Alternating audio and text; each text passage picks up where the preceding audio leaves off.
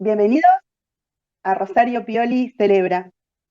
Los invito a escuchar, a soñar, a pensar y a saber que nosotros podemos ser el cambio que queremos ver, ¿no? Parafraseando a Mahatma Gandhi.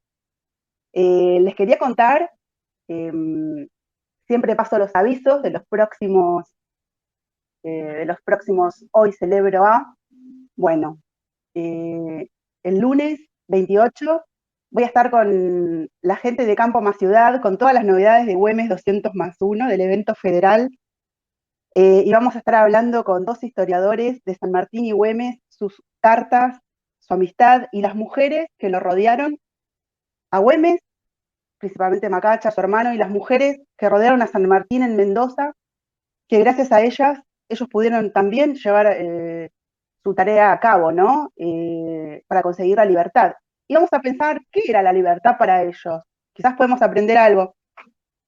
Y quiero decir que en marzo lo inauguro con mi admirado, con una persona que yo admiro muchísimo, que es Franco Rinaldi, y vamos a hablar de la resiliencia, de su experiencia como candidato y todo lo que queremos saber de Aerolíneas Argentina y no nos atrevimos a preguntar.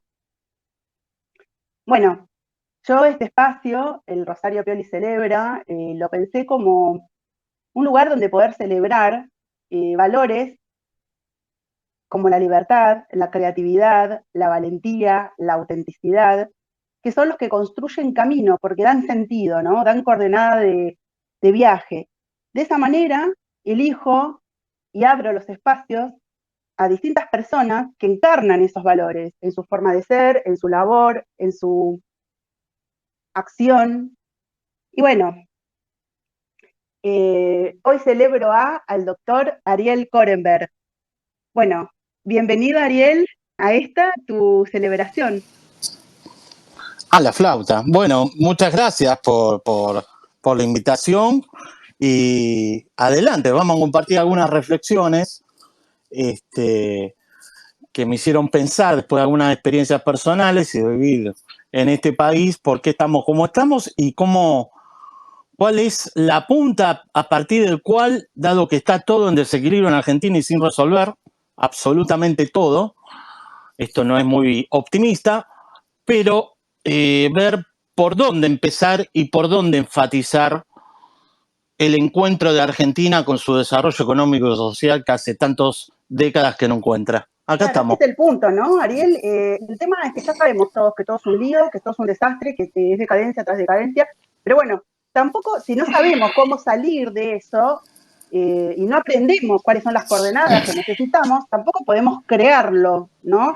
Ni votar a Exacto. las personas que en distintos gobiernos, en distintos cargos, para que lo hagan. No podemos demandar, si no sabemos no podemos demandar o no podemos crearlo desde nuestro lugar, ¿no? Qué importante. Yo les quiero decir a ustedes que, bueno, es un lujo, o sea, estamos con un doctor en economía, y bueno, les voy a contar quién es Ariel Korenberg. Ariel, nacido en la ciudad de Buenos Aires, es doctor en economía, profesor en crecimiento económico de la Universidad de Buenos Aires, profesor en economía argentina en la UDESA, profesor de macroeconomía en la UCEMA, es investigador del CONICET, es director de estudios de la productividad, es coordinador del proyecto de crecimiento, productividad y competitividad ARCLEMS+LAN, que es en la Facultad de Ciencias Económicas. Es una persona que, fiel a sí mismo, abrazado los datos, de su integridad personal y profesional, diría, cuestionó el poder. Hizo el cálculo del latrocinio perpetrado en la década, entre comillas, ganada, y el famoso cálculo de la pausa cuaderno. Bueno, por todos estos motivos que yo creo que vos encarnás, ¿no? Estos 4 valores que yo celebro, la libertad, la creatividad, la valentía, la autenticidad, te celebro. Quería saber tu experiencia, ¿no? ¿Qué se siente enfrentar al poder desde tu propia profesión, Ariel? Bueno, a ver, empecemos por este lado. Yo me especialicé en estadísticas económicas en Argentina y además de cuestiones personales que tienen que ver con el impacto en mi formación, digamos, política y cultural, que fue la caída del muro de Berlín, yo tuve otro impacto, que fue la caída del muro de la verdad y de gobernar según los números, que es lo que yo aprendí como egresado en mi experiencia en el cálculo del producto, dirección, cuentas nacionales, que posteriormente formó parte del INDEC con la gestión machinea.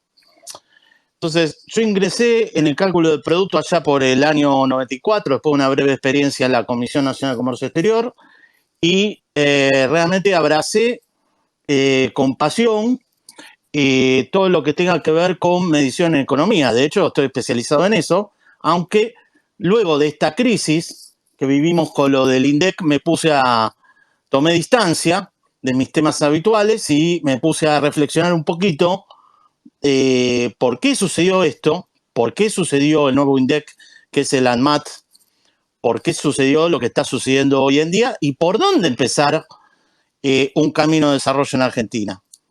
Y bueno, acá vengo con eso. Más que a discutir los números y si querés, mi pasado en el cálculo alternativo del PBI durante la época oscura, 2007-2015, que desestimó... Mira, Ariel, Sí, dale. sabés que es importante, para mí es importante celebrar a las personas que no solamente son profesionales, sino que son valientes. Y que no, porque está la frase esta, ¿no? Que hay que embarrarse, hay que esto, hay para estar, para ser excelente en algo. Es como que el tema de la meritocracia y el dato, como en Argentina, no se distingue, ¿no? Los principios de la propaganda, los hechos de los rumores, bueno, todo eso, ¿no? Entonces, con Ariel queremos empezar a desarrollar en un primer episodio, lo que él llamó Plan Políticamente Incorrecto para el Desarrollo Argentino. Me gustó mucho esto de políticamente incorrecto, porque él es independiente, digamos, ideológicamente no está atado a ninguna, digamos, a una fuerza política. Y bueno, y queremos hoy empezar para comprender dónde estamos, es por qué la cultura argentina, por qué tenemos en nuestro país una cultura contra el desarrollo. Bueno, vamos con eso. Mirá, bueno, empiezo con mi experiencia personal. Entonces, después de haber desmentido al poder y he realizado el cálculo alternativo del producto, que me dejó así, todo canoso como estoy hoy, pasamos también por la experiencia de medir el caso Cuadernos. Entonces, uno las dos cuestiones. La caída del muro de la verdad, que fue la destrucción del sistema estadístico en su momento, y también lo que fue caso Cuadernos en términos de que descubrí hasta ese momento una cuestión nueva para mí, por lo menos como economista.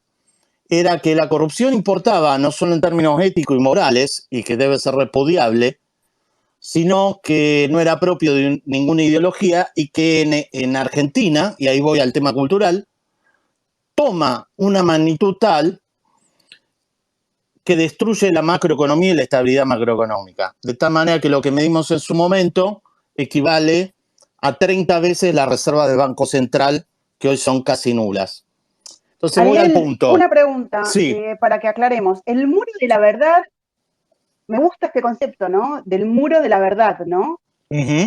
Sí, porque para mí lo de INDEC, y de ahí salió el tema del plan políticamente incorrecto, para mí lo de INDEC fue un adelanto de lo que hoy estamos viviendo hoy. Es decir, no importan los hechos, por eso no es necesario hoy en día intervenir en el INDEC, más allá de que no se quiera repetir aquella experiencia, pero no importan los hechos, por eso no es necesario intervenir en el INDEC, y sí fue necesario intervenir en el ANMAT. Estabas diciendo, Ariel, sí. que el latrocinio fue de 30 veces la reserva del Banco Central, y retomemos, ¿no? Eso que estás diciendo, y que actualmente no hay reservas, ¿no? Hablando de la cultura contra el desarrollo, ¿no? Bueno, precisamente, ¿por qué se llega a tal profundidad del latrocinio, como decís vos? Entonces me voy a tomar de algo que dice Kovalov. Kovalov dice que en Argentina la experiencia no se transforma en enseñanza. Y ahí voy al punto del plan políticamente incorrecto. Yo tengo 52 años, voy a hablar de mi persona otra vez y ahora ya me despego de mi experiencia personal. Cualquier tipo con 50 años hoy en Argentina vivió las siguientes crisis. Y yo tengo demasiada memoria, por eso sufro peor que un judío, digamos que lo soy. ¿Qué son? Año 75, año 82, año 89-90, hay crisis intermedias como aquella del tequila, año 2001 y ahora la del presente. Más o menos les conté 5 crisis macroeconómicas, de tal manera que si vos ubicás a un europeo, bueno, un europeo le partió al medio la crisis 2008, pero nosotros tuvimos una crisis 2008, una crisis 1929 del mundo desarrollado, es decir, cada 70 años, un argentino la vive cada 10 años. Entonces, el desafío es, por un lado, si cada 10 años destruimos el sistema económico, ¿qué es lo que implica eso? Y si cada 10 años tenemos que reconstruirlo, ¿por qué no logramos sostenerlo? Qué buena pregunta es, Ariel. ¿Por qué no lo logramos sostener? Porque en realidad, otra vez voy a mi ejemplo personal, te doy una anécdota chiquita, luego de la hiperinflación 1 que vivió Alfonsín y la hiperinflación 2 que vivió y generó Menem y luego Plan Bonex 1990, fíjate vos que la memoria de Menem está unida a lo exitoso y no a lo previamente desastroso del Plan Bungibón, Herman 1, 2, 3 y 4 y la liquidación de nuestros ahorros en el Plan Bonex. Eso fue Menem. Entonces, luego de esa experiencia, yo entro a las cuentas nacionales argentinas para reconstruirlas desde cero, como parte de un equipo, no yo, por supuesto. Y ahí tuve mi mayor aprendizaje profesional. De tal manera que... ¿Cómo? ¿Qué fue lo que aprendiste, Ariel? Bueno, aprendí la importancia que tienen los agregados macroeconómicos y yo estuve a cargo del cambio, esto es muy técnico, del cambio de año base 1986 por 1993, que fue totalmente destruido en el INDEC. Es decir, lo que yo viví luego con la intervención kirchnerista del INDEC fue lo que yo viví en términos moderados, sin intervención económica, que fue la destrucción del Estado luego de las crisis hiperinflacionarias de 89-90. Había que hacer el cálculo de PBI desde cero. Ahora, la intervención 2007-2015 fue deliberada, sin ninguna crisis hiperinflacionaria, sino de muchísimo menor magnitud. Entonces, lo que traté es de explicarme por qué la sociedad avaló en las elecciones dicha intervención, que para mí era nudo troncal de mi experiencia profesional, y que hubo que reconstruir de vuelta a partir del 2016. O sea, Argentina, con este ejemplo que te doy, no solo tiene que reconstruir las estadísticas, lo del 2016 no fue la primera vez, te estoy explicando que luego de las hiperinflaciones 1989 con Alfonsín y 1990 con Menem hubo que reconstruir por lo menos la del PBI, ¿sí? Entonces Argentina tiene que reconstruir todo desde cero. Lo que sucede en Argentina es lo siguiente. Tenemos todo abierto, no tenemos los 3 poderes constituidos a partir de la Revolución Francesa.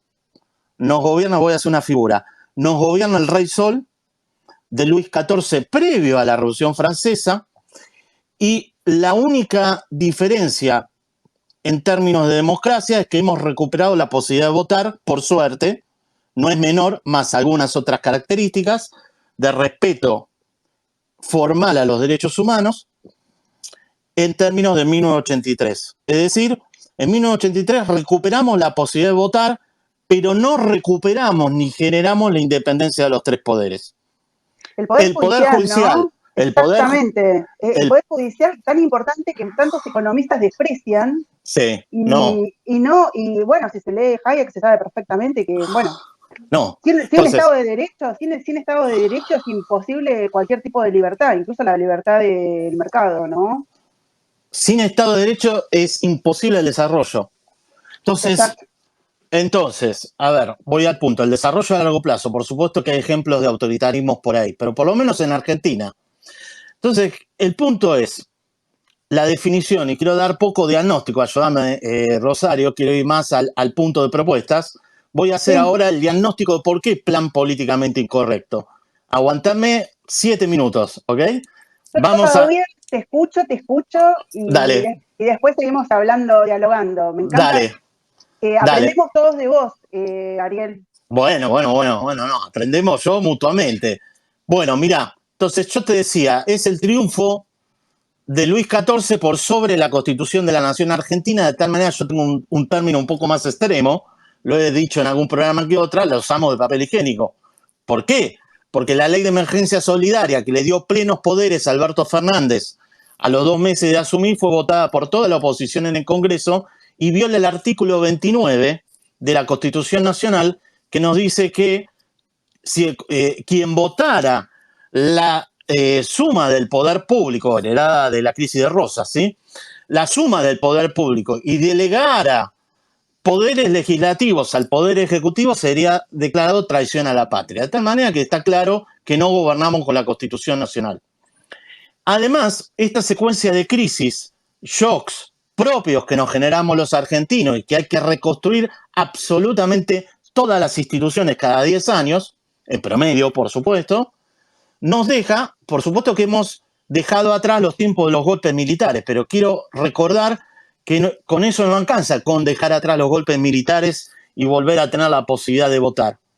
Porque si los argentinos no damos el resto de las instituciones, entre ellas un poder judicial, porque el que tenemos no es un poder judicial, voy a acentuar los desequilibrios y los argumentos, los voy a extremar para motivarlos. De tal manera que no tenemos las instituciones normales de chequeo y balance de cualquier democracia, incluso latinoamericana, en la cual puede faltar algún elemento, pero no todos ellos como en Argentina. No tenemos Banco Central, en los términos que se debe necesitar un Banco Central, no tenemos Poder Judicial y por lo tanto no podemos realizar un informe sobre la propiedad privada de nuestros ahorros. De tal manera que está tan concentrado el poder en la persona del presidente de turno o de la vicepresidenta de turno, que es la vuelta de tuerca que le hemos dado, que hay una alta probabilidad de cometer grandes errores de política pública, porque así como te digo que no hay Banco Central ni Poder Judicial, y el Poder Legislativo es una escribanía del Poder Ejecutivo, tampoco hay el resto de las instituciones. No hay una comisión de defensa de la competencia, es decir, un tribunal de defensa de la competencia que pueda defender a las pymes de la predación monopólica u oligopólica. No hay quien defienda a los jubilados frente al manoteo directo de nuestros ahorros obligatorios para jubilarnos que estaban en el Fondo Garantía Sustentable y hoy están licuados. Y tampoco hay quien la defienda en el presupuesto, aunque los legisladores lloren por los jubilados, de tal manera que en la negociación del poroteo para que te aprueben una mera ley de presupuesto, lo voy a decir en forma directa, los gobiernos feudales provinciales a través de los senadores y diputados se lo afanan olímpicamente para financiar sus campañas electorales, lo que corresponde del pago de las jubilaciones. ¿No? Claro. En tercer lugar, no hay bancos en términos de tomar depósitos de los ahorristas y prestárselos al sector productivo para invertir o reponer capital de trabajo, sea pymes o grandes empresas, sino que está completamente prestada al sector público. Y mucho menos mercado de capitales. Y mucho menos estamos llegando a la situación de que tengamos moneda. De tal manera que cualquier shock externo que a toda economía latinoamericana, voy a hacer solo un ejemplo económico, le hace devaluar la moneda en 50% y aumentar la inflación anual de 4% a 7%, como en el caso de Chile, que vivió en el estallido de octubre, ni siquiera un shock externo, sino un shock interno, similar a la revolución bolchevique, te dije que iba a extremar los argumentos, la institucionalidad monetaria y financiera instituida no solo por la dictadura militar, sino por todos los partidos políticos de izquierda y derecha, y sostenida por el actual presidente de la nueva izquierda, hicieron que el Banco Central accionara de tal manera que la inflación pegara un salto del 4 anual al 7 anual. Chile, Uruguay, Brasil y otros países de América Latina. Por lo tanto, si bien los argentinos en promedio ahorran, no ahorran de tal manera de que sus depósitos puedan ser intermediados y canalizarse a la inversión productiva. Porque los argentinos votan constantemente en contra del sistema anormal que viven. ¿De qué manera votan? Y con esto trato de terminar el diagnóstico. votan de la siguiente manera: votan en contra de las elecciones, votan con los pies exiliándose a otros países para obtener los bienes públicos y las aspiraciones que aspiran, Tibut, finanzas públicas, no estoy hablando por mí mismo, estoy citando gente, votan refugiándose en la economía informal, votar con los pies, economía informal. Cito a otro autor, Albert Hirschman, que señalaba esta dinámica para los países de Europa del Este: votan exiliándose, votan refugiándose en la economía informal a los fines de eludir una presión impositiva extrema para pagar un gasto público que no beneficia a la clase media y duplica los costos en términos de que paga en impuestos por hospitales y salud pública y educación pública que no utiliza, y lo paga de sus bolsillos doblemente para recurrir a la educación privada y salud privada que el sector público no provee. Bien, de tal manera que llegamos al punto de decir: pará, vos lo que me estás diciendo es que Argentina es tan anormal y cómo no se disolvió como país. Pues ahora voy a ser súper sintético porque me estoy yendo largo y quiero ir más a la Ariel, propuesta. Te escuchamos porque es importante, como queremos hacer varios episodios hablando de las distintas propuestas para salir de este diagnóstico, de este análisis de realidad, digamos. Bueno, entonces como que me interesa que tengamos claro qué es lo que sucede para así después vamos comentando las propuestas alternativas que darían solución a todo esto. Dale. La última característica económica, y ahí voy ya a la cuestión más, si vos querés, entre comillas, cultural, que está por detrás del déficit fiscal, esa es la siguiente. Se gobierna con mitos y la sociedad recurre a los mitos y a su formación cultural histórica. Veamos, vamos a algo concreto. El populismo, al cual no hago adscripto solamente al peronismo, sino también al no peronismo, termina avalando un modelo agroexportador. Al contrario de que nos dice la narrativa discursiva de los gobiernos populistas, peronistas y no peronistas, termina en los hechos ratificando un modelo agroexportador, de tal manera de que el campo es el único sector competitivo que queda a la economía argentina para generar las divisas genuinas, los dólares frescos, genuinos, que Argentina necesita para importar los insumos y los bienes de capital por parte de la industria, dilema viejo y conocido, pero ahora que se agrega los servicios basados en conocimiento, que hasta hace 2 años era el tercer o cuarto exportador de dólares en Argentina.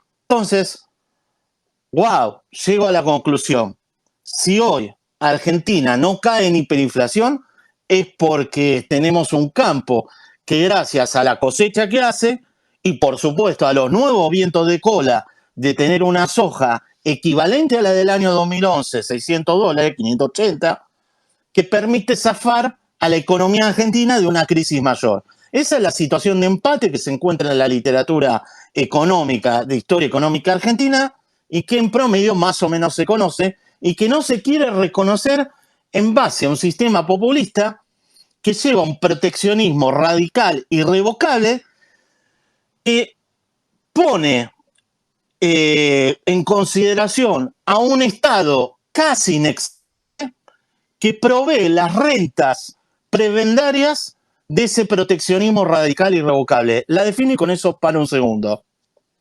A ver, todos tenemos claro que el gasto público en cualquier país se financia legítimamente con impuestos.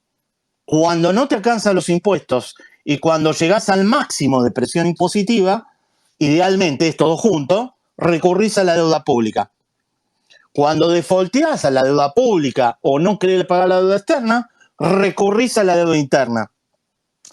Cuando ya recurrís a la deuda interna, es decir, le pedís prestado a los argentinos en forma voluntaria y no te quieren prestar, confiscás los depósitos, confiscás los ahorros de los jubilados, como sucede indirectamente hoy en día. Por último, recurrir al impuesto inflacionario, emitir más, es cuando ya no tenés ni impuestos, ni deuda pública interna o externa a qué recurrir porque te quedaste sin crédito. Muy bien. Déficit fiscal, esto lo habrán escuchado de N economistas. Reflexión. El déficit fiscal traduce dilemas más estructurales y culturales y sociológicos de lo que expresa en términos económicos. Rosario, bancame 2 minutos, con esto termino y si querés preguntarme algo y voy a la propuesta.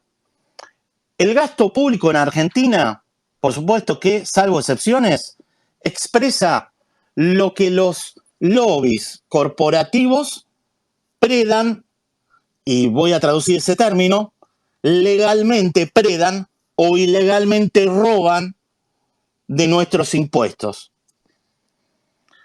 Veamos, gastos tributarios, exenciones impositivas para aquellos que tienen lobby y se lo pueden pedir a su gobernador. Me voy a ganar enemigo. Tierra del Fuego. Exenciones impositivas, tasas especiales, recursos para empresas públicas, YPF, Aguas Argentinas, creo que se llama ahora, antes Aguas Sanitarias, y diversas gabelas, tasas que obtienen también los sindicatos a los fines de tenerlos calmados y que no cuestionen el poder presidencial. Todo eso lo pagamos los argentinos que no tenemos lobby en forma directa, directa o indirecta, a través de un gasto público que en gran parte tiene que ver con estas rentas prebendarias y que cada vez que viene un ajuste del gasto público, como fue, voy a generalizar, quizás más generalizado, en distintos momentos de la historia argentina reciente, Menem o Macri, en un gobierno no peronista o incluso en un gobierno peronista, se hace en forma horizontal, tratando de reducirle, como lo viví yo dentro del Estado, el salario público a todo el mundo, ganándose enemigos a todo el mundo, a los fines de no ajustar a los amigos del poder.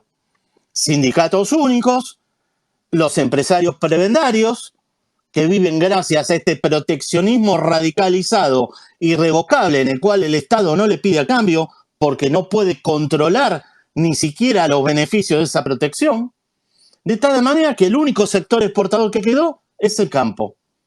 Y el resto lo pagamos a través de un gasto público que hoy es infinanciable, que no nos sirve a los argentinos ni de clase media e incluso a los vulnerables. No tenemos Estado, o en todo caso, el Estado que tenemos es la siguiente definición. Estado burocrático, eso se entiende. Caquistocrático, caquistocracia es el gobierno de los ineptos.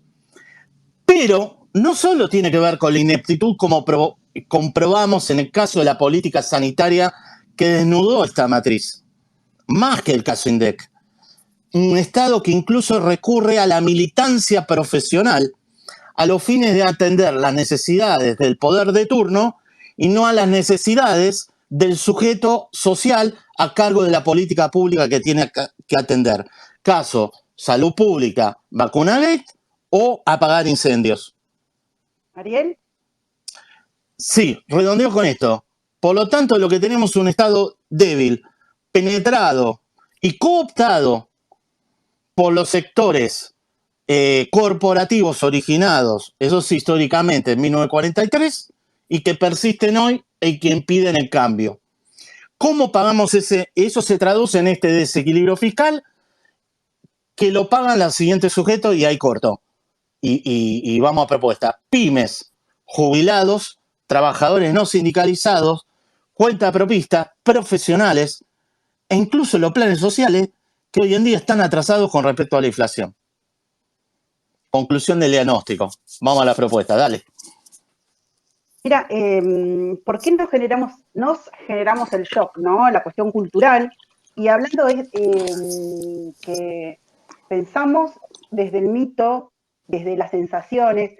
Ay, yo con Cristina fui feliz, ay, con Menem yo fui feliz, con este fui feliz. Digo, bueno, la verdad que a mí, tipo, si fuiste feliz o no, yo qué sé, eso es como coyuntural y circunstancial, ¿no? A cada uno. Vos sabés que me gusta esto, que en realidad hay una cosa, yo le voy a poner un nombre, voy a ser más políticamente incorrecta que vos. Dale, dale. Que las facciones Sí.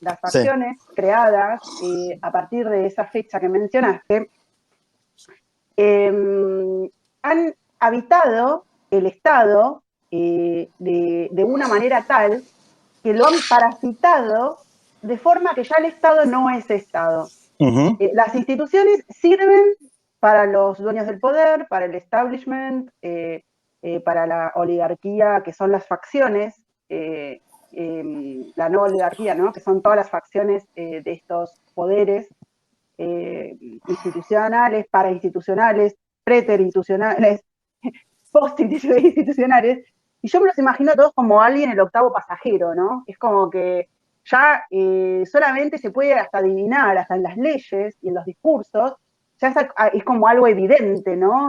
Ariel, que lo que proponen solamente es para seguir abriendo cajas, controlando territorios, para tener acceso, para ganar votos y seguir parasitando, robando del Bueno, Estado, ¿no? sí, Y sí. la pregunta es, y ahí vamos a las distintas propuestas, vamos empezando una a una, tranquilos. Hay como un tema, creo que cultural, que no se comprende, que si queremos desarrollar un país y creemos en el capitalismo y somos liberales y esto que el otro, hay cuestiones de base como el respeto que el Estado, el Estado de Derecho garantice el derecho a la propiedad de forma irrestricta, que la igualdad ante el poder, ante la ley, también debe existir y que, aparte de la cuestión meritocrática, tal, me gusta esto cuando hablas del Rey Sol, ¿no? Como que todo esto está derivado en el Congreso, que ha renunciado a su función y le ha entregado alegremente las facultades exclusivas de este, que de hecho todas las revoluciones que se liberaron de la monarquía o las que luego devinieron monarquías parlamentarias fueron para que haya un órgano exterior que legisle en primero los impuestos. Recuerdo la Revolución Gloriosa, ¿no? En Inglaterra. Este cambio cultural es a través de hablar de estas propuestas. Comprender que se necesita estos principios los tenemos que comprender todos y las propuestas que podemos empezar a enumerarlas. Ariel, tenés el micro, empecemos por una y vayamos reflexionando, ¿no? ¿Cómo se vincula con lo cultural y qué es lo que deberíamos empezar a hablar culturalmente para poder crear, ¿no? Esa propuesta alternativa? Bueno, mira, a ver, no tengo tan preparado lo cultural, pero sí reflexioné. A ver, nos compramos una historia llena de conspiraciones, de tal manera que Argentina iba a ser potencia mundial, pero los distintos imperialismos nos jodieron. Y eso está subyacente, incluso en mi formación personal hasta hace poco, en la cultura de todos los argentinos. El revisionismo histórico es, como decía Halperin Dongui, es la cultura normal de los argentinos. Por supuesto que las potencias mundiales siempre joden, pero a esta altura, después de tantas décadas, me parece que, motus propios, hay algo que no nos deja desarrollarnos. Eso por un lado. También hay un narcisismo indolente y un extrema nacionalismo que vos... Chauvinismo, ¿no, Ariel? Sí, vos, Rosario, lo expresaste la alternativa, pero a mí me parece que está muy adentro de nuestra cultura, por oposición a las distintas dictaduras militares y educación que yo viví durante el proceso militar. En oposición al mismo, nos compramos una narrativa antipropiedad privada, extremadamente chauvinista y nacionalista y hartamente conspirativa, de tal manera que yo siempre digo en broma y en serio, los problemas, digamos, se hubiesen solucionado cuando discuto con algunos amigos kirchneristas fusilando a Macri en la plaza. ¿Sí? Eso lo Y dicen ese tus amigos resarcimiento, kirchneristas. Eso dicen Ariel. ¿Esa es la solución que dan estas personas que tienen comprado ese relato? Bueno, te dije que iba a ser extremo hoy. Te lo dicen de otra manera, pero lo que se busca es el resarcimiento emocional, no solucionar los problemas. Además Exacto, de eso es no el hacerse fascismo, caso, ¿no? de Eso tal es el manera que se piensa que se toma un gobierno y la herencia recibida no hay que hacerse cargo. Es decir, para los que estudian derecho, se llama derecho de inventario. ¿Eh? Creen que no hay derecho de inventario. ¿Sí? Existe una cosa que se llama continuidad del Estado, ¿no? En la administración. No, en Argentina no, de ninguna manera. Lo que hay es un refundar al país, el tercer movimiento histórico de Alfonsín, Irigoyen, Perón, Alfonsín, digo para no remontarme más atrás, y cada gobierno que asume lo trata de refundar, como Menem en 1994, a los simples efectos de su propia reelección. De tal manera que, déjame agregar esto, ya que nos fuimos por el lado cultural, cuando surgen también las propuestas de acuerdos económicos y sociales son completamente voluntaristas, porque yo lo que noto que el resto de América Latina, voy a agarrar un solo elemento económico, tienen banco central independiente. El señor, me olvidé el nombre, con el sombrero que asumió en Perú, un gobierno de izquierda, mantuvo a Julio Velarde en el Banco Central. El señor presidente de Brasil, del Banco Central de Brasil, dijo, lo digo en mis palabras, ¿sí? No fueron estas palabras textuales, a otra cosa, cuando Macri y Bolsonaro, no sé quién les vendió en el 2016-17, que era necesaria una moneda común en el Mercosur, pavada atómica, dijo el presidente del Banco Central de Brasil y Bolsonaro no lo echó. Ahora, yo me pregunto, después de las IPN y régimen de alta inflación y moratoria de la deuda externa en América Latina en su gran mayoría, el resto de los países de América Latina, salvando la distancia, generaron bancos centrales independientes del poder político. Ese fue el acuerdo económico y social. En Argentina, después de la crisis de 2001, para no remontarnos más atrás, ¿cuál fue el acuerdo económico y social? Los planes jefes y jefas. Nada más.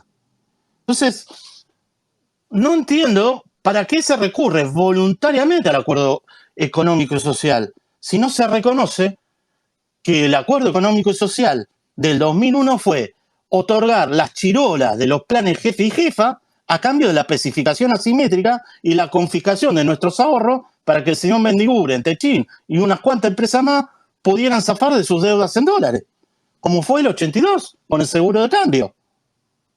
Entonces, Ariel, eso está vamos a vinculado los un bifes. poco, Vamos, Ariel, sí. a ver, decí, anda a los bifes y yo después te quiero comentar Vamos a lo algo. bife. La cuestión cultural es la siguiente. Argentina es gobernada, perdón, es choqueada por términos de intercambio positivo o negativo, resumo, precio de la soja, y sobre eso se monta un discurso político y narrativa en función del líder, si vos querés decirle, como dice Freud, macho alfa autoritario, que te soluciona los problemas, te convence que los vientos de cola los generó él, ¿sí? Te aumentó el salario real en dólares, cuando en realidad fue el precio de la soja, te provee tu bienestar y media los conflictos porque no hay poder judicial. Más aún, cuando le molesta a la Corte Suprema, la cambia completamente. No hablo solo del presente gobierno, sino de lo que hizo Menem o Juan Domingo Perón, aquel primer gobierno. Te invierte las causas. El empresario rentístico y su codicia la que genera inflación y los salarios son generados por la puja distributiva, cuando es al revés. El empresario rentístico y el oligopolio y la pelea distributiva surge por un fenómeno monetario fiscal que por detrás de estas cuestiones de Estado cooptado completamente por los lobbies corporativos. Me pregunto yo, ¿qué diferencia hay entre poner a un señor Aranguren a cargo de las tarifas con su experiencia en el lobby corporativo respectivo de Shell con tener hoy una presidencia de YPF que destruye el mercado de biocombustibles en contra de la narrativa promedioambiental para incentivar artificialmente los negocios de la empresa pública mediante los combustibles fósiles? Pues tenemos hoy un gobierno populista que, de acuerdo con el ministerio que vos hables, Secretaría de Energía a favor del combustible fósil, algún área del Ministerio de Agricultura, del mismo gobierno, a favor de los biocombustibles. No tenemos Estado en el sentido de que puedas decirle que no al líder autocrático que gobierna a Argentina en sus distintos momentos. No podés decirle que no, como le pasó a Graciela Beba, porque se tuvo que ir del INDE. No podés decirle que no, como pasó en el ANMAT, y le torcieron el brazo al señor Ginés González García, mintiendo por sobre los procedimientos habituales del ANMAT, que la Sputnik era correcta, menos mal que a los pocos meses se comprobó que era así. En función de criticar al imperialismo yanqui, pero resulta que ese acuerdo nos sale y nos cuesta tener totalmente violada la soberanía marítima por los buques chinos, los buques rusos, o Dios dirá el día de mañana las bases militares adicionales a las existentes chinas que nos ponga Rusia a cambio de ese Sputnik. ¿Quién paró esto? Nadie. El Congreso votó la cláusula Pfizer, absolutamente casi todos los diputados, por no decir el 100% del bloque opositor, y antes que eso, la ley de emergencia solidaria, que significó licuar literalmente no solo las jubilaciones contra la inflación, es decir, bajarles el poder adquisitivo en una fórmula aún peor que la de Macri, sino también el resto de los planes sociales que están atados a la misma fórmula. Y por lo tanto, el resto del salario del sector público. Rosario, ¿vos viste alguna huelga del sector público de ATE? Bueno, no, esto no, porque todos los sindicatos Por funcionan, lo tanto, son, la son de cultura, facción más de lo mismo.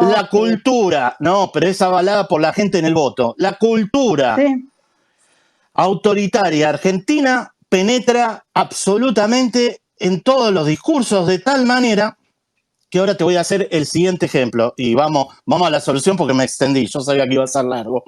Al siguiente Ariel, ejemplo. escuchame una cosa. Resarcimiento, déjame decir esto. Cierro. Cerrás esto y Dale, te quiero hacer un comentario y empecemos a soñar. dale. Resarcimiento emocional cuando gobierna el peronismo, todos contra Macri, que es el enemigo ideal del empresario capitalista chupasangre. Y lo que yo temo hacia adelante, y pasó hacia el pasado, por parte del no peronismo, generalizo quizá mal, los temas de seguridad en resarcimiento emocional, lucha contra el narcotráfico, chapó, avalo, sin hacernos cargo de cambiar esta estructura económica de un Estado que no es independiente de los lobbies corporativos y dejándose penetrar y cooptar por los mismos empresarios prebendarios y sindicatos únicos de siempre. Desde el día 1, libertad sindical, la afiliación sindical. Desde el día 1, basta del proteccionismo irrevocable, que te protejo y no te pido nada a cambio.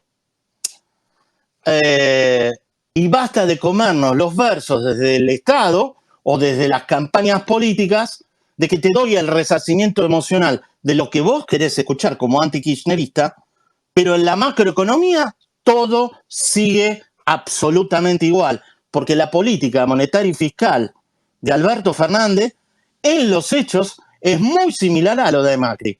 No hay gran diferencia entre la LEVAC de Federico Sturzenegger o las LELIC de Miguel Pese.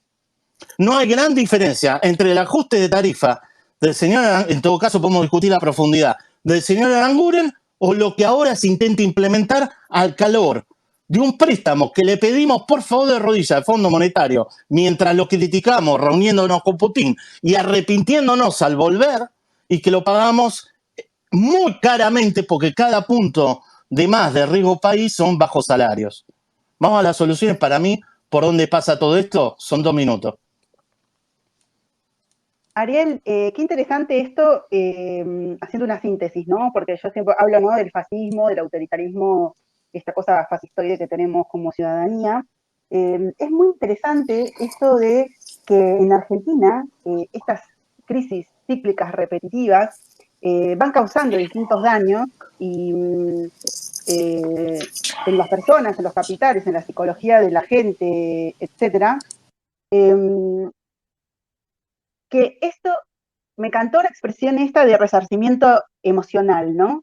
Hay como una cuestión de una necesidad de una reivindicación de determinados valores y con esa excusa se crea toda una cultura de resentimiento. Entonces vivimos como un estado constante de una mentalidad de posguerra donde se hace imposible la discusión de políticas de Estado, donde no hay espacio para la creatividad y tampoco da el espacio mental para poder hablar de esto que queremos hablar, Ariel, de las soluciones. Te escucho, Ariel. No hay espacio mental porque los shocks son de magnitud tal y tan frecuentes que es imposible llegar a una causa, ¿sí? O a determinar una causa, aunque sea informalmente y culturalmente, no digo técnicamente, porque técnicamente tampoco lo hacemos. ¿O acaso tenemos un diagnóstico técnico y socialmente correcto de lo que fue la crisis hiperinflacionaria 89-90 o de la crisis 2001? No, todos creen que la crisis 2001 fue de los bancos y no fue de los bancos. Todos creen que la crisis del 81-90 fue la mala administración Alfonsín, es mucho más profunda que esa. Es esto que estamos comentando. Entonces, lo que tenemos, lo que sí metemos hacia adelante, y ahí ya hablo hacia adelante, es que el gobierno del 2023 no nos comamos el discurso que se viene, que por el hecho de luchar, por supuesto, contra el narcotráfico, los temas de seguridad, no hagamos como la ley de divorcio de Alfonsín, la consulta popular de que bienvenido vino, del Beagle, yo voté que sí, la ley de aborto, bienvenida vino, Macri la impuso para ocultar sus propios errores y Alberto lo puso y lo logró aprobar. No, que no nos tape que el argentino promedio lo que quiere es vivir bien económicamente, punto, vota con el bolsillo. Para lograr el cambio cultural, primero hay que arreglar la economía y ahí tenés que pagar todos los costos que haya que pagar. Como intentó, lo voy a rescatar a Alfonsín, que en el día número 2, y para mí ahí se terminó el gobierno, y me temo que ningún gobierno no peronista lo va a hacer, mandó la ley mucho al Congreso y ahí se terminó el gobierno de Alfonsín cuando trató de habilitar elecciones libres y claras en los sindicatos. ¿Tá? Eso, bueno, sin eso tiene no que hay cambiar. Posibilidad. Pero no lo hacen en el día 1, Rosario, discúlpame. Yo lo vi en forma directa, lo hago cargo a Adrián Pérez, se lo comenté en un programa. Le digo, Adrián, acá, y ahí voy a la solución. Creo yo, no es porque está todo abierto. ¿Por dónde empezar? Al argentino le conviene el free riding, como decimos los economistas. No le conviene actuar dentro de la ley, porque dentro de la ley quebrás. Quebrás como asalariado, como pyme, incluso como gran empresa. Vos fijate, Marco Galperín pagó la campaña de Cambiemos y no tuvo la inteligencia de poner guita en la campaña de Alberto Fernández. De tal manera que fue corriendo a la oficina de la Calle México durante las PASO, perdón esta anécdota, porque me llamó poderosamente la atención las colas de grandes empresarios que había en la Calle México y que, claro, no llegó adecuadamente al lobby el señor Galperín porque no metió guita en la campaña del otro partido como corresponde a un empresario prebendario. No aprendió. Bueno, Adrián Pérez, quiero nombrarlo. El tema de Adrián, compañero de la Facultad de Derecho, sí. de la Franja, recordamos que la cultura populista, ¿no? Socialdemócrata del radicalismo, como que siempre es más pro status quo, ¿no? Es como que no cambiemos tanto la cosa, pues se parece que se marean, ¿no? No, bueno, pero vamos al punto. A ver, en el poroteo del Congreso, porque no, tampoco hay diagnóstico del gobierno anterior, eso es lo que a mí me alarma. Y ahora entendí por qué no hubo diagnóstico del gobierno de Alfonsín ni del gobierno de la Alianza. No hay diagnóstico. Nadie estudia qué pasó dentro de Cambiemos. Estoy siendo extremo quizá. No hay paper, no hay nada. No hay diagnóstico de la experiencia pasada. Mala y buena. Por negociar la ley de presupuesto 2016, y que los gobernadores, a través de sus senadores y diputados, como estaban en minoría, la aprobaran. Escuchá, Rosario, una mera ley de presupuesto, me reconoció Adrián, dieron de baja la ley de ficha limpia y de intento de derogación de la lista sábana, que ese es mi punto que quiero hacer. O sea, basta, ahora sí voy a defender a mi profesión para que se rían todo un poco. Basta de pedirle primero que lo hemos perdido, ¿no? Al ministro de Economía, hablo de la Baña hacia atrás. Digo, a partir de la Baña perdimos ministro de Economía, hoy no tenemos ministro de Economía. Tenemos un secretario de negociación de deuda. Pero digo, basta de pedirle al ministro de Economía, como bien relatan los libros de historia económica, que te solucione los problemas sin cambiar el lobby corporativo y el bloqueo corporativo. Si no cambias eso, no vas a ir al desarrollo, para mí. ¿Ok? Entonces, me parece que esta vez la política tiene que aportar, pero la política no va a aportar, la casta política, como dice Javier Milei, no va a aportar si vos no cambiás el sistema electoral. Estamos como antes de la ley Peña. Es más, para mí estamos peor que en 1983.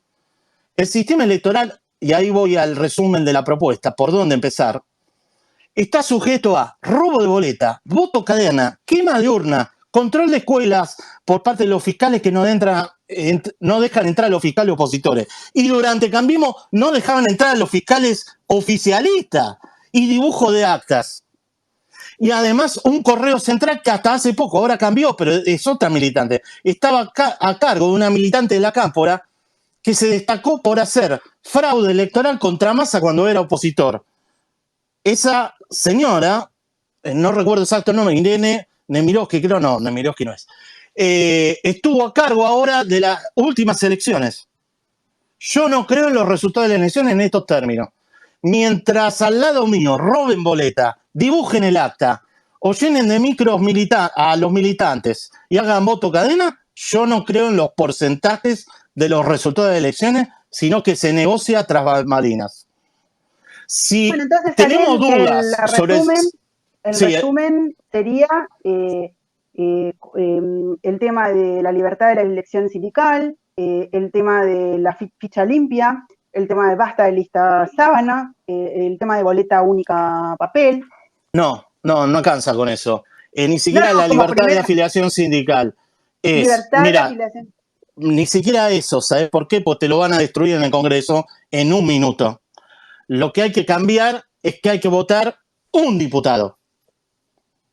Porque ahora lo que se ha votado un diputado, como en la época de Alfredo Palacios. Como en la época de Alfredo Palacios.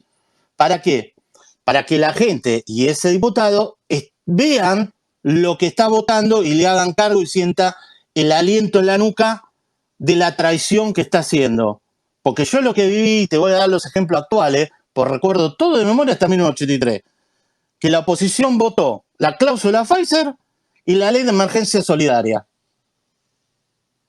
Para que no suceda eso, vos tenés que votar un tipo, no una lista sábana que no sabes en la lista a quién te están poniendo. ¿O acaso le hago pregunta ahora a los oyentes, si es que han votado a Cambiemos, saben que votaron a Duhalde cuando votaron en el 2015 el señor Osvaldo Mercury, a cargo de la mafia de Loma de Zamora, en el 5º lugar de diputado de Mercosur? No saben. Entonces, yo creo que hay una interacción de aprendizaje que hay que generar, por la cual hay que hacerse cargo del voto que uno hace y no descargar una lista sábana. Cargo del voto que uno hace con un diputado. Entonces, Ariel, tenemos que empezar a hablar de voto uninominal por distrito, basta de lista sábana. Yo creo que como que nuestra, creo que, no sé si ahora Martin Luther King Jr. o Malcolm X, no sé cuál de los dos decía que bueno, que la rabia hay que convertirla en fuerza dinámica para la acción, ¿no? Porque si no, viste, nos llenamos de resentimiento y si nos llenan de resentimiento nos ganan, nos desalientan, nos desmoralizan. Te llenan de resentimiento, Rosario, porque no hay justicia. Si no se juzgan los hechos en tiempo y forma, pasan 40 años y se reabren todas las heridas. Exacto, entonces estamos hablando, ¿no? De esta cosa, estos ciclos de que estamos chocados, de tanto daño, de tantas crisis que nos llevan por el propio sistema. Una de las alternativas para poder empezar a salir de esto es el tema de la libre afiliación, la libre elección en sindicatos. Esto es algo que tenemos que exigir como primera medida de gobierno el próximo 2023. Y para llegar al 2023, exigir sí o sí elecciones uninominales o no lista sábana. Sistema de boleta única, yo agrego papel. Y bueno, ficha limpia que va ganando territorio. Hay acciones de estas ideas que se van, hay movimientos, hay agrupaciones, hay toda una parte de la sociedad civil que se activa, bueno, todo el tema de la fiscalización. En marzo voy a tener a las de pelo planchado de Cocker, que son estas cordobesas que empezaron todo un movimiento de fiscalización de elecciones. Bueno, Ariel, tengo una pregunta de uno de los oyentes que están, no sé si vos crees que sí. Yo creo que como un primer encuentro, centrarnos en el tema de los sindicatos, la libre sindicalización, la libre afiliación y el tema del sistema electoral, de la forma de votar, son creo que dos ejes que nos podemos quedar discutiendo, hablando por Twitter, ¿no? Sobre esto, y que en nuestro inconsciente vaya calando fondo, ¿no? Yo le quiero dar la voz, no sé si quiere hablar a Conita, que Conita de los Humedales me dio una pregunta por DM, no sé si Conita se lo querés preguntar vos, tenés el micro abierto. Hay gente que a veces no se anima a participar.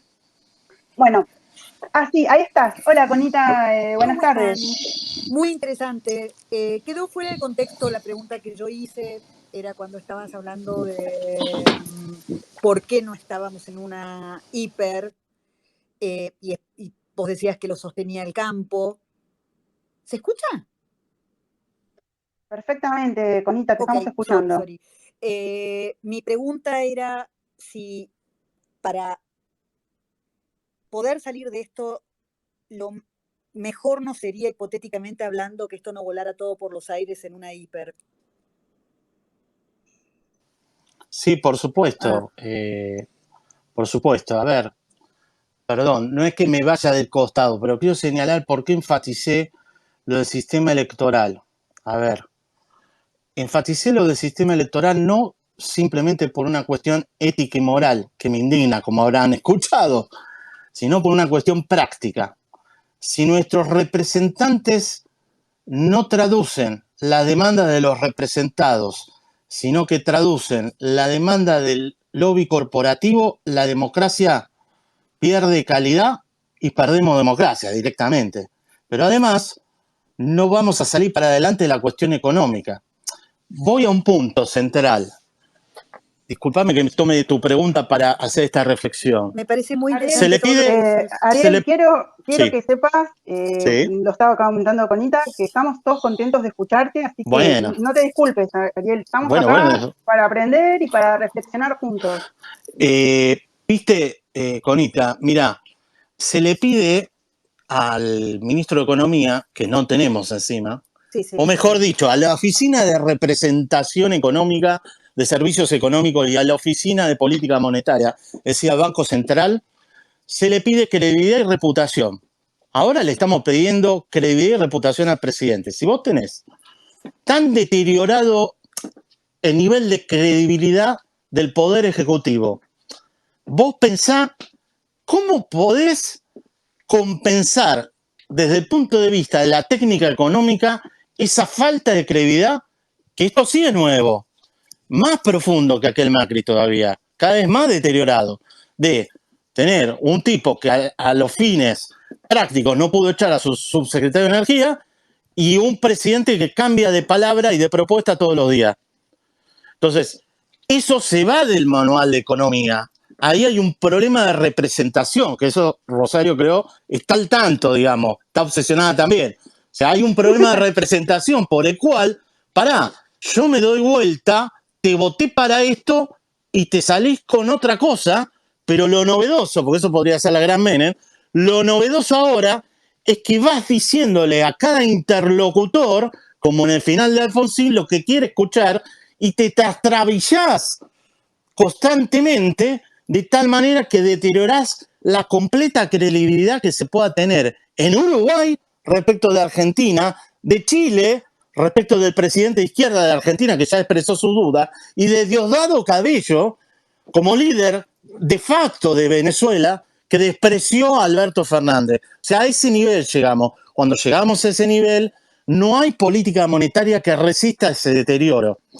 Segundo punto, lo que quiero expresar para otro debate, porque es larguísimo esto. Se habla mucho de dolarizar, yo en un reportaje hablé eso, de que si seguimos así no va a haber más remedio, pero dolarizar, convertibilidad o similar formalmente, tiene un montón de inconvenientes técnicos, lo digo rápido. Dolarizás los pasivos, pero tenés sectores que no exportan, es un lío. Dolarizás y seguís con desequilibrio fiscal, lo comprobamos, por eso se cayó la convertibilidad, no tanto por los bancos, sino por todos los créditos impagos del propio sector público que no devolvió a los bancos, porque todo el sector público provincial estaba endeudado con los bancos. Entonces los bancos se quedaron sin plata para poder devolver los depósitos. No es que defienda a los bancos, es que el diagnóstico es mucho más profundo que el mero corralito. Entonces, a ver, me vi un poco. Lo que quiero mencionar es, cuando se menciona, bueno, adoptemos una moneda ajena, dólar, o el criptopopulismo que vos quieras, o la cuasimoneda, bueno, eso fue en una emergencia, pero lo que estás haciendo es suplantar las instituciones normales que tiene que tener un país con un atajo. Eso fue la convertibilidad, que después hubo reformas estructurales, todo lo que vos quieras, pero reflotó la estructura corporativa, ni bien hizo crisis por un shock externo, comenzó con la crisis asiática del 97. No soportó la convertibilidad, el continuo lobby corporativo que apoyó en su momento a la campaña de Menem y el propio lobby político del propio Menem que destruyó el sistema institucional, ya había destruido la Corte Suprema y la propia Constitución a los fines de ganar la reelección y luego la reelección.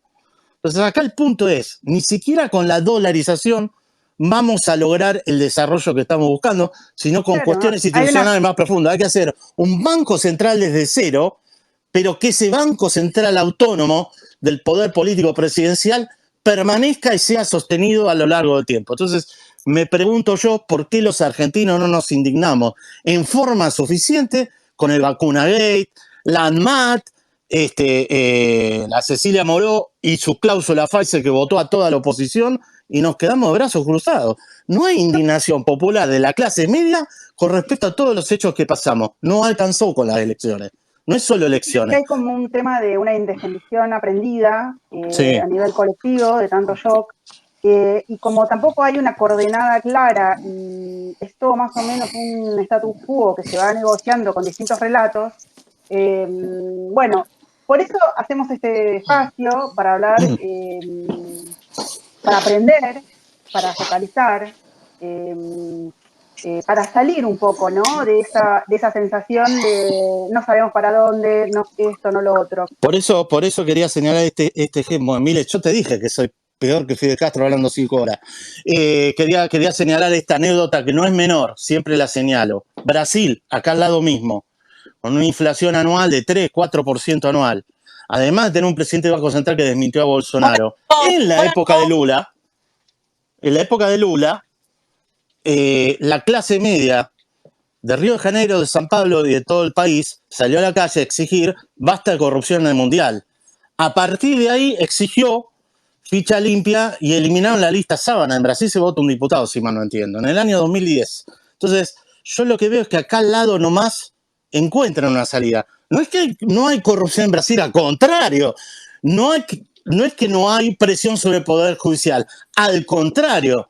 Pero sí hay una clase media que reclama sobre la corrupción que no se vuelva estructural y cada 20 años, aunque sea, limpia el poder político de esa corrupción, como pasó con Collor de Mello en su momento. En Brasil instituyeron la ficha limpia a partir del liderazgo, que no estaba en cabeza de un líder, de la clase media, y Lula lo tuvo a través de su partido que aprobar en el Congreso.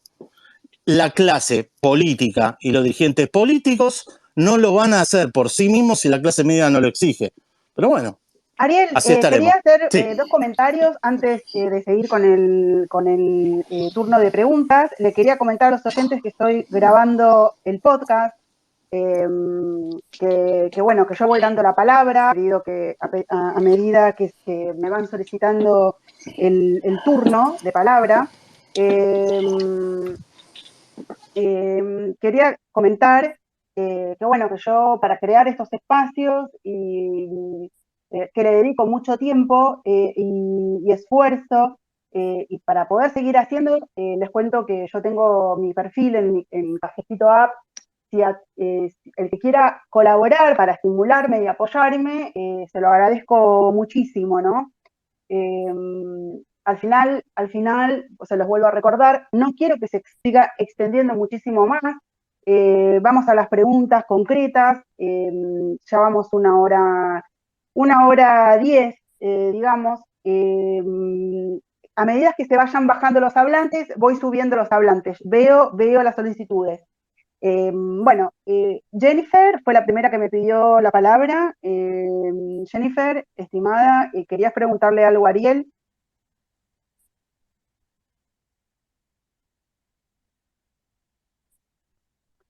Jennifer, no sé si estás ahí, ¿me estás escuchando? Ariel, ¿me estás escuchando? Sí, perfecto, acá estamos.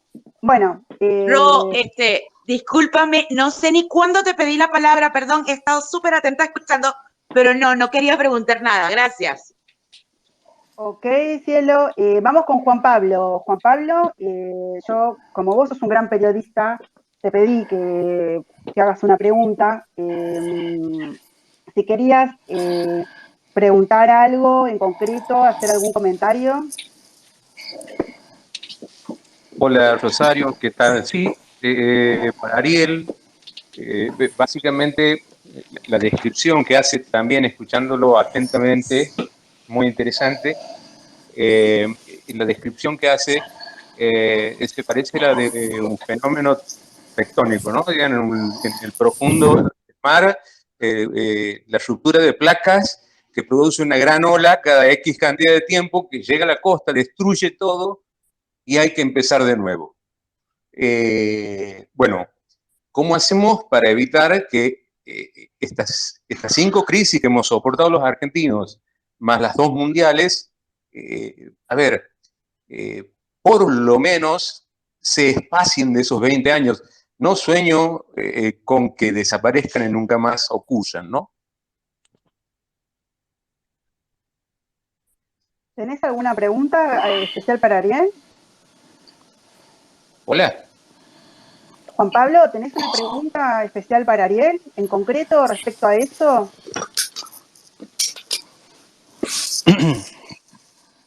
Bueno, estamos teniendo un poco de problemas con el audio. Últimamente Twitter nos deja un poco ¿Cómo hacer? Dijo Juan Pablo. Dijo cómo hacer, ¿no? ¿Cómo hacer? Bueno, a ver, me uno también, le respondo también a la anterior pregunta, que para variar me fui un poco por las ramas. No hay que llegar a una hiper. O sea, yo lo escuché al ex ministro Cavallo relatando un poco su experiencia y diciendo que los argentinos aceptaron un cambio de modelo, hay que discutir eso, ¿no? Y no pienso discutirlo ahora, cuando vivieron la hiperinflación. Por supuesto que no reconoce la hiperinflación del 90, ni en plan Bonex, como parte de la necesidad de llegar a una convertibilidad 1 a 10.000, porque si no se hubiese hecho el plan Bonex se llegaba 1 a 1.000.000, ¿se entiende? Y se generaba una tercera hiper. Que es el peligro que nos va a dejar la bomba del Helix para el próximo gobierno y que es mi temor, que no se tiene idea, está bueno de las placas tectónicas, de la gravedad de la situación, me parece a mí, por parte de la oposición o de parte del peronismo. Yo no quisiera llegar a una hiper porque a mí me parece un diagnóstico troquista de derecha, cuanto peor mejor para el cambio. Yo creo que lo que hay que hacer es empezar a exigir y a no dejar pasar los hechos. Es súper indignante el voto de la oposición a la ley de emergencia solidaria. Es súper indignante que en su momento hayan dejado, en función de una aprobación de mera ley de presupuesto, la ficha limpia o el voto uninominal de costado. Es súper indignante, hago cargo a todas las fuerzas políticas que en el 2018, para que Macri pudiera tener el acuerdo con el fondo, se hayan predado y robado la recaudación impositiva de impuesto a las ganancias y se lo hayan dado a las provincias. Es súper indignante cuando, aunque sea como rasgo positivo de la reforma impositiva de Macri, se había logrado un cronograma de descenso del impuesto a los ingresos brutos a los fines de volver más rentable a las pymes provinciales y, por qué no, en beneficio de los consumidores, se haya vuelto atrás de un plumazo en función de las recientes negociaciones. Entonces, yo veo que hay que filtrar, intervenir en el momento apropiado y no dejarse avallazar no me sale, por los hechos que son... Avasallar. Avasallar. Por los Avasallar, hechos continuos Ariel. que suceden, pero no estoy de acuerdo con el diagnóstico de mejor una hiper para que los argentinos acepten un cambio. No quiero llegar a eso, porque eso en el pasado generó muchos problemas, incluso terroríficos. Entonces, Argentina estuvo al borde de la disolución en 1989, recordémoslo, los ataques a supermercados, ni siquiera te hablo de la Alianza, y pudimos salir, por suerte, y no llegar al extremo. Pero para evitarlo, yo creo que la clase media se tiene que indignar antes, mucho antes, y no dejar pasar de que eliminen directamente el poder adquisitivo de las jubilaciones, planes sociales y salarios estatales en función de escuchar un resarcimiento emocional que te haga una empresa nacional de alimentos para bajar la inflación. Porque en los hechos, el gobierno reconoce que el origen de la inflación es monetario, de tal manera que si de no ser ese diagnóstico no existirían las LELIQs, y existen las LELIQs, que es el préstamo involuntario que dan los depositantes y ahorristas en un banco para dárselo al Estado. Bueno, ya sabemos que cuanto peor, mejor, nunca es algo positivo, ni de la izquierda ni de la derecha, porque aparte impacta en nuestro psiquis colectiva, ¿no? Y ya más chocados, como que bueno, estar nosotros chocados le conviene al establishment que crea y sostiene este status quo que nos depreda y crea cada vez más de decadencia, ¿no? Bueno, vamos a darle el espacio para que haga una pregunta a Sebastián. Vamos a preguntas cortas, directas. Voy a ir dando la palabra según el orden que más o menos me acuerdo y que me pidieron. Tengan o no la mano levantada. Así que nada, Sebastián, puedes preguntar. Hola, ¿qué tal? Sí, mi pregunta es intento que sea bien concreta.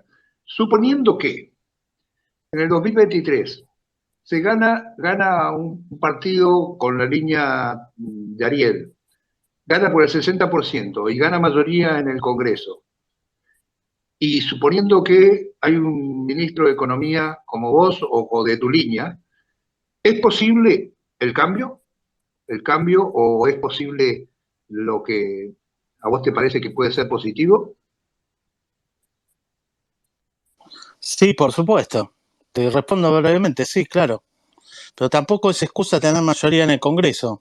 Porque si vos ganaste las elecciones es que vos te candidateaste, y hago cargo a Cambiemos, sabiendo que podías tener el Congreso en contra. Además, Cambiemos hasta el 9 de diciembre de 2015, ¿cuándo fueron las elecciones? En octubre, 30 de octubre de 2015, pensaba que iba a perder con Scioli.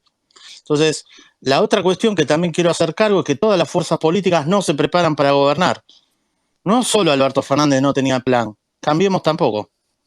Entonces acá lo principal es que, tantas cosas, ¿no? Yo veo es que nadie prepara un plan. Es mentira que tienen planes, no hay planes. Alberto Fernández no tenía ningún plan. Se enteró que iba a ser presidente en mayo de 2019. También hago cargo al peronismo. ¿Dónde están las elecciones internas del peronismo? Las únicas que hubieron fueron Menem Cafiero. Y entonces ahora Alberto Fernández, de dentro del gobierno, tiene que ganar legitimidad con el resto del movimiento nacional justicialista. Y todavía peor a la crítica que acabo de hacer a Cambiemos Macri. Pero a mí me parece de que después de tantos años de democracia, las fuerzas principales que nos gobiernan, peronismo, radicalismo y no peronismo, a esta altura tienen que tener un plan. Bueno, es lo que nos quejamos mucho, que somos republicanos y somos activos en Twitter y comunicamos. El tema del problema que no hay propuestas, ¿no? De la oposición es una cosa que yo insisto muchísimo, porque se enuncian palabras, se enuncian anuncios de anuncios, se describen, pero no se escriben, no se proponen soluciones, ¿no? Por este motivo yo estoy, otros de los motivos por los cuales estoy con tanto deseo y estoy haciendo este espacio, ¿no? Bueno, aquí desde Suiza, desde la Confederación Helvética, te pido por favor, estimado, pregunta corta y directa. Hola, buenas noches. Sí, mi nombre es Federico, un gusto hablar con usted, Ariel, señor Korenberg. Gracias, Rocío, por traerlo. Acá es la 2:30. Bueno, la pregunta sí es corta y concisa. Usted dijo que abogar por una hiperinflación, digamos, no sería lo más óptimo por los trastornos que eso conllevaría a la vida de cada persona y todo lo que puede conllevar al sistema económico en sí, pero teniendo en cuenta también que en teoría no hubo una hiperinflación en tiempos actuales, pero el acumulado inflacionario desde que salimos de la convertibilidad es peor que la hiperinflación que hubo en el 89-90, porque ahora estamos teniendo ya un 20.000% de inflación acumulada en los últimos 20 años. Entonces, el querer hacerlo progresivo y de a poco, el ordenamiento de las cuentas públicas, al final, en un periodo acumulado de tiempo, puede ser tan angustiante como haber vivido una hiperinflación en un momento puntual. La pregunta es, ¿cómo ve usted posible, teniendo en cuenta que ya el nivel de pasivos que tiene el Banco Central históricamente termina en una hiperinflación o algo similar, en cualquier país, en cualquier lugar del mundo, ¿cómo ve usted posible que la Argentina o el sistema monetario argentino, cual alumno que dio una prueba mal muchas veces, que lo bocharon, ahora tiene que rendir el doble, se ponga en algo que para el resto de los países suena ilógico, que sería subir el nivel de encajes al 100% e imprimir todo el redescuento que sea necesario para liquidar las LELIQs en una especie de demolición controlada, digamos, que se imprima el redescuento necesario, que se saquen todos los ceros que haya que sacarse, y ahí empezar con un sistema monetario nuevo con un encaje al 100%, en el cual ya el Banco Central, al tener un encaje al 100%, no tenga que ser prestamista de última instancia, porque los bancos no van a tener plata fiat ficticia en la nada, sino que tienen encajes al 100%, que el Estado se busque el financiamiento por donde tenga que buscarlo en el mercado de bonos, como hace cualquier país del mundo, y eso sería posible solamente con un cambio en la constitución del Banco Central, sin tanta historia. ¿Lo ve usted posible? Gracias, Federico. ¿Se entendió la Ariel. pregunta, no? Con la cultura que tenemos, no lo veo posible. Podemos discutir la política monetaria alternativa que vos quieras, pero el desequilibrio es fiscal. Son los lobbies corporativos los que logran reducciones impositivas especiales que después las pagamos en términos de impuesto inflacionario, deuda pública o más impuestos sobre la clase media.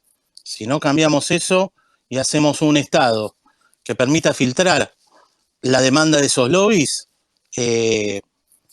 podrás tener encaje 100% y la probabilidad de default no la solucionás para nada, porque se dice en desequilibrio fiscal. Bueno, Negra Consentida gracias. me había hablado por privado que no se animaba a hablar y parece que la Negra Consentida se anima a preguntar. Tenés la palabra, Negra. Hola, buenas noches, ¿no? A todos, buenas tardes. No, mi consulta más que nada es si no sería mejor volver al anterior, que las presidencias duran 6 años y no hay reelección. Porque yo, como ciudadana común, todo el tiempo me parece que eso, como que la reelección, solo 4 años, yo siento que todos los políticos todo el tiempo están en campaña, nunca nadie presenta un plan. Tal vez si fuera como antes sería distinto. Quiero saber eso, si hay una diferencia, si ayudaría, ¿cómo sería? Sí, es más, entre los miles de problemas que tenemos en Argentina nos agregamos el tema de la reelección. No te digo que sea el centro de la cuestión, pero es clave.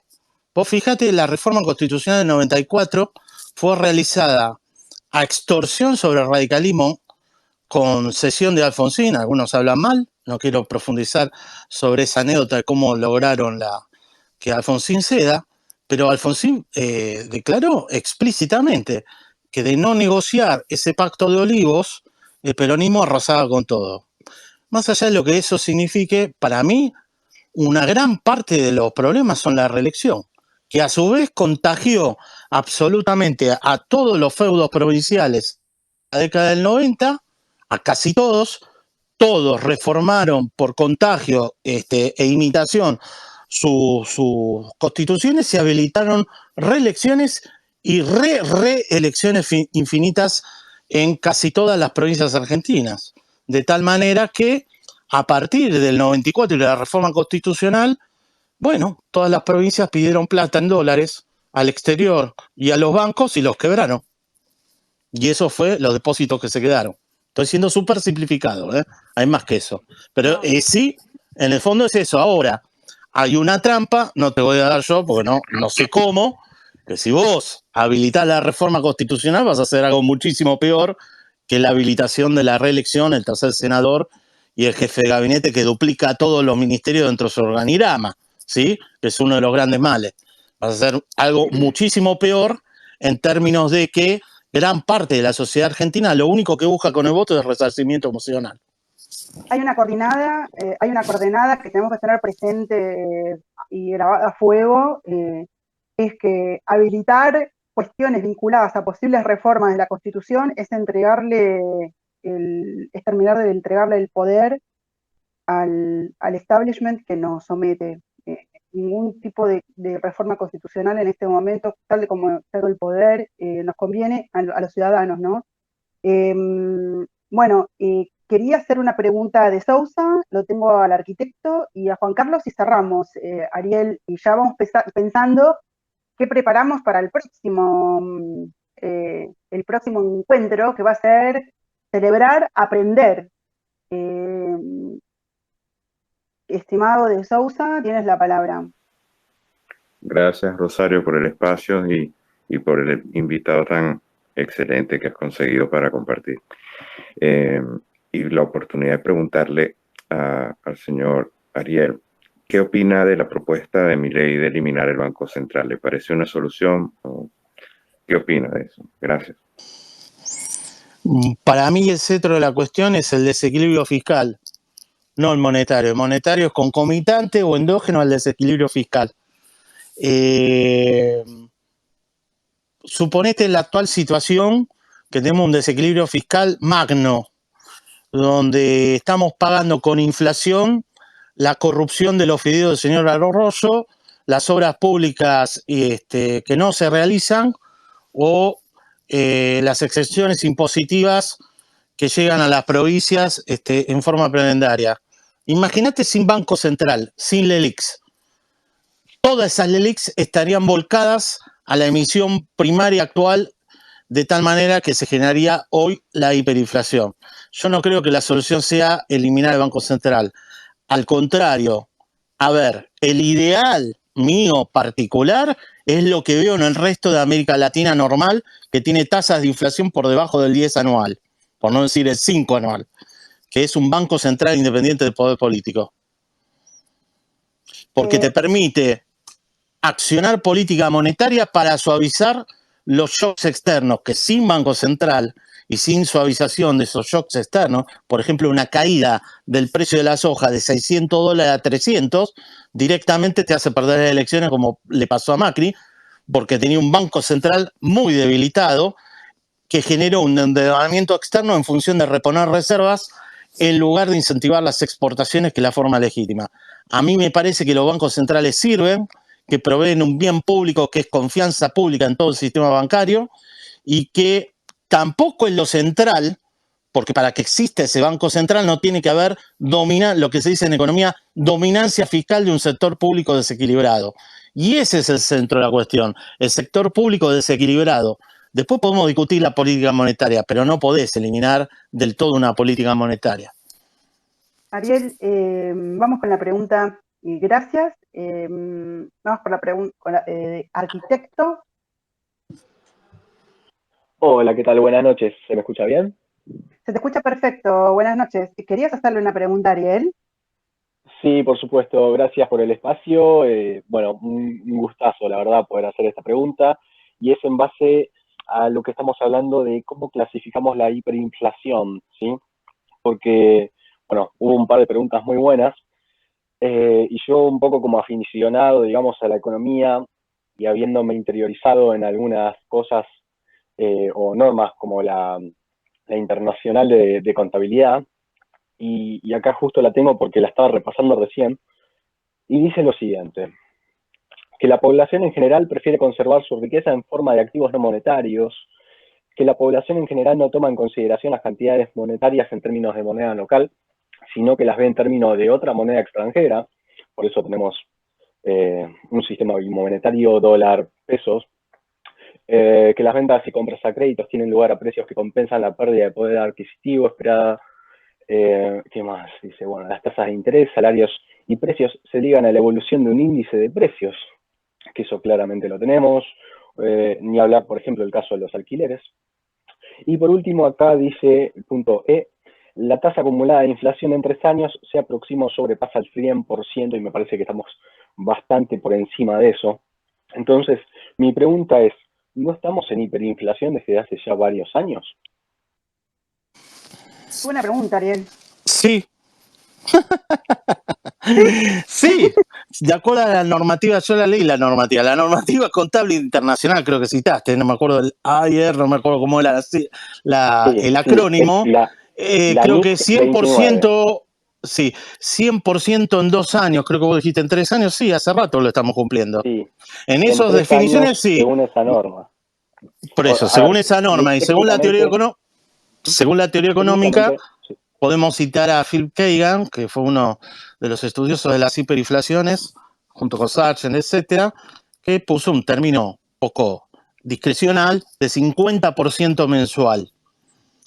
Y por último quisiera citar a un autor heterodoxo que fue parte de mi formación y que yo te diría que es uno de los mejores macroeconomistas de América Latina, Heyman, que junto con Lerion Ufu definen a una hiperinflación cuando el horizonte de decisión y de planeamiento se acorta a menos de una semana. Por último, quisiera recordar lo siguiente.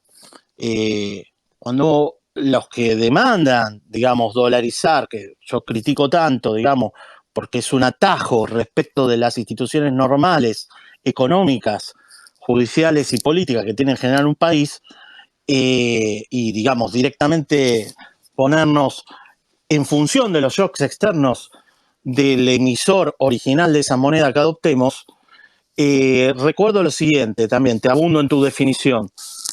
Hiperinflación, voy a tratar de ser sintético para que no sea tarde, es cuando además de ahorrar para atesorar y cubrirte de las fluctuaciones de tu poder adquisitivo en bienes durables, ladrillos, depósitos indexados y por último dólares, ya, y además la unidad de cuenta de los ladrillos está en dólares, ya cuando el dinero transaccional es en dólares. O sea, vamos a estar en hiperinflación cuando tengamos que vender dólares o comprar y vender para ir al supermercado. Todavía hay margen. Bueno, gracias Ariel, gracias por esta pregunta. Juan Carlos, tenés la palabra. Gracias. ¿Qué tal, Ariel? La consulta es para incorporar el concepto de anomia a lo que estás... No se escucha, Juan Carlos, si querés mandármelo por DM, si no, te invitamos al próximo espacio que haremos con Ariel para que puedas hacer la pregunta. A ver si se escucha. Igual lo estoy adivinando porque lo conozco, Juan Carlos, profesor mío. ¿Qué haces? Adivino, por ahí puede entrar. El concepto de anomia de Carlos Nino, un país fuera de la ley. La verdad es que nos define porque si vos cumplís las leyes en Argentina, quebrás. O sea, si vos fiscalmente, en tu actividad económica, cumplís absolutamente con todas las regulaciones e impuestos, incluso a la hora de ahorrar, directamente los frutos de tu laburo, como bien dicen varios que andan en los medios, te lo expropian. La diferencia del peronismo con otras experiencias más del lado de la izquierda es que en lugar de expropiar digamos, los stocks, tu vivienda, tu comercio, lo que expropia son los frutos de tu laburo. De ahí que este sistema tiene un equilibrio tan inestable. Pero quisiera resaltar, para ir cerrando, para pensar, esto no es propuesta, sino diagnóstico, que creo que lo dije, pero lo vuelvo a resaltar. Un autor heterodoxo como Albert Hirschman definió la crisis en Europa del Este con el concepto de salida a voz y lealtad. Cuando los habitantes de un país no encuentran perspectiva a futuro, votan con los pies, se van al exterior, recurren a la economía informal y por último a la economía ilegal para poder sobrevivir. Pero la otra alternativa es la lealtad. O sea, por eso hablaba de la experiencia de Europa del Este, un sistema político donde vos logres beneficios en función de tu lealtad con el partido que gobierna. Argentina es una mezcla de todas esas cosas. Argentina es una mezcla de todas esas cosas. O sea, de lo que me convencí después de la experiencia del INDEC, y después vuelvo a resaltar, en otro momento hablaremos, Rosario, porque es muy largo, de la experiencia de la ANMAT, que aprobó una vacuna por fuera de sus procedimientos habituales para toda la población en función de un negocio particular, de Bueno, la no señora avecina hablar, vicepresidenta, y pero no es juzgado, lo vuelvo a resaltar, es una anomia total en Argentina. bueno, ni Cumplir la ley no es hablar del rentable. Sí, Ministerio de Salud, que una de las funcionarias le ofreció a Rusia, a nuestros menores, como conejillos de India para probar la Sputnik como vacuna infantil, cuando ni siquiera el laboratorio en Rusia tenían pensado desarrollar la Sputnik para menores de edad. pero ese Eso mi es un, para mí, mira, Ariel, yo no sé si querés decir una cosa para cerrar. Yo quiero sí, invitar a los oyentes al lunes, que el lunes van a estar los de Campo Más Ciudad, hablando de novedades maravillosas sobre el evento federal que queremos hacer de Güemes 200+1. Se suma toda la Confederación Gaucha de Argentina. Va a ser el desfile más grande de jinetes y gauchos homenajeando a Güemes en la historia del país. Y nada, también los invito para el primer lunes de marzo, que lo voy a tener a Franco Rinaldi, que yo lo admiro muchísimo. No sé si querés decir algo, Ariel, aparte de invitar a que colaboren conmigo con mi cafecito, con algún cafecito. che, los cafecitos de Rosario son más baratos que el café de especialidad que da vuelta por ahí, así que aporte, loco. Qué bueno lo de los cafecitos. No, bueno, cerrar Gracias, con Ariel. esto, yo, digamos, traté de hacer un diagnóstico y una propuesta políticamente incorrecta para solucionar la economía argentina. No hay dolarización ni política monetaria alternativa que resista la crisis de credibilidad, que en este momento es mucho más profunda que una crisis de credibilidad, que en este momento tiene la palabra presidencial, porque recordemos que heredamos de 1943 a la fecha, incluso con los golpes de estados militares en el medio, un sistema presidencialista donde está completamente concentrado el poder, que ahora se ha corrido a la vicepresidencia. Pero si no le creemos ya la palabra del presidente, estamos sonados. Entonces, lo que hay que reconstruir en Argentina es la credibilidad en nuestro sistema electoral a través del cual elegimos a nuestros representantes, y nuestros representantes cumplan con la palabra empeñada y no levanten la mano en función de una conveniencia partidaria. Por eso tanto valoro aquella experiencia de Brasil, que le salió tiro por la culata a Lula, porque dio pie a que surja Bolsonaro, pero ahora va a volver Lula. En un país donde la clase media exigió la ficha limpia y dio por resultado que todo el país se enterara del caso de Brecht y lo tratara de juzgar, o en su momento de color de melo. Me parece fundamental aumentar el nivel de indignación y no cansarnos con los continuos hechos que suceden en Argentina. No Ariel, dejarlos yo pasar. creo Un que, gustazo. escúchame, Ariel, yo invito a que esa indignación sea canalizada en estudiar, en comprender y en acción, ¿no? Vos sabés, bueno, que vos también, Jorge Luis Borges es un querido nuestro, un admirado escritor. Hablaba, ¿no?, de elige bien a tu enemigo si no te convertirás en él, ¿no?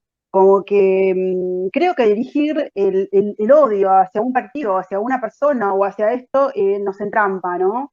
Nos atrapa y nos impide pensar con libertad, bajar los decibeles de nuestra mente para crear una cierta paz interior y que podamos empezar a pensar creativamente. ¿Querías decir algo, Ariel? Mirá, cierro con esto, gracias por la cita de Borges. Ahora que traté de entender un poco nuestro país, otro momento hablemos de cuestiones psicológicas que hacen al argentino, y no es cita exacta, discúlpenme porque no la estoy encontrando, estoy al lado de la biblioteca, pero Borges por ahí dijo algo genial, este genio, que era lo siguiente, que a mí me calmó. entender apacigua. Entender apacigua. Y la verdad que hay que ponerse a estudiar, por lo menos los que tenemos la posibilidad, estudiar nuestra historia, estudiar nuestra sociología y nuestra psicología. A mí me trató de ayudar a entender por qué, si el libro de, y con esto cerré, el libro de economía te dice, corre la curva para un lado, la corríamos la curva para el otro lado, ¿se entendió? Entonces, cuando leí esto de Borges dije, la pucha, tiene razón. Después de haber leído a Freud, ¿no? Por supuesto, en otro momento hablaremos. Ariel, hablaremos Gracias, de esto que a mí me apasiona toda la parte psicológica, lo estoy estudiando mucho, estudio a Jung, ¿no? Que es el inconsciente colectivo, y a sus discípulos y a diferentes personas. Dedicaremos una sesión para hablar de esto. Bueno, nada, ahora, bueno, los espero, ahora cierro y ya hablo informalmente, a partir de ahora sos tipo Rosario Despeinada. Bueno, Ariel, gracias, estoy muy feliz, seguimos en contacto, hay una devolución de este espacio, están todos muy entusiasmados. Esta cosa que soñamos de empezar a hablar de las alternativas ha calado y espero que cada vez se sume más gente. Nada, te mando un abrazo y te vuelvo a agradecer.